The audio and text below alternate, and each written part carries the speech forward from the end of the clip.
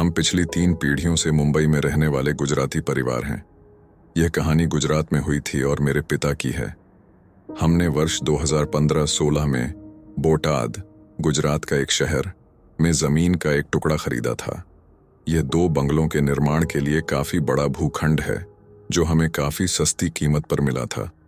तब से हमें साथी पड़ोसियों द्वारा चेतावनी दी गई थी कि यह एक महिला की आत्मा द्वारा प्रेतवाधित है।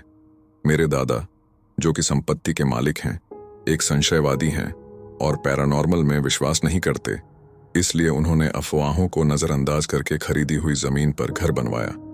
हमने भूमि पूजन से लेकर वास्तु पूजन तक सभी आवश्यक रीति रिवाज किए। कुछ सालों तक सब ठीक चला। पहली मुलाकात, यह 2021 का दिसंबर था। मेरे माता पिता एक समारोह में भाग लेने के लिए गुजरात गए थे। दुर्भाग्य से घर तब किराए पर नहीं था और केवल दोनों अंदर थे। यह एक विशाल घर है, जिसमें 2 हॉल, एक रसोई घर, 3 बेडरूम और इसके पीछे एक बड़ा लॉन है। एक रात लगभग 2 बजे मेरे पिता को लगा कि कोई उनके बिस्तर के चारों ओर घूम रहा है।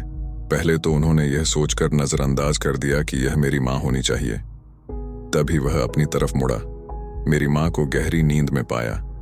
जैसे ही वह समझ पाया, उसने एक महिला को देखा जो काले कपड़ों में ढकी हुई थी। उसके काले बालों से चेहरा ढका हुआ था। वह उसके पैरों के पास खड़ी थी। वह कुछ सेकंड के लिए रोती रही और फिर हल्के से गायब हो गई। मेरे पिता, जैसा हमेशा की तरह, इसे एक बुरा सपना मानकर नजरअंदाज कर दिया। दूसरी मुलाकात, यह सबसे हालिया है। 2024 के जनवरी में मेरे पिता और दादा एक करीबी पारिवारिक मित्र के अंतिम संस्कार में शामिल होने गुजरात गए थे। एक रात पिता पुत्र अपने अपने कमरों में सो रहे थे, जब रात के लगभग 2 बजे फिर से मेरे पिता ने उसी महिला को अपने पैर पकड़कर रोते हुए देखा और फिर पतली हवा में गायब हो गया। मेरे पिता ने मुंबई पहुंचने के 1 महीने बाद इस मुठभेड़ का खुलासा किया। ये मेरे लिए चौंकाने वाला है।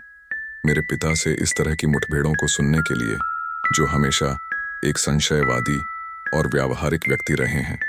हालांकि उनके अलावा किसी ने भी गांव के घर पर ऐसा कुछ अनुभव नहीं किया है। न ही मेरे पिता को मुंबई में अपने पूरे जीवन में ऐसा कोई अनुभव हुआ है।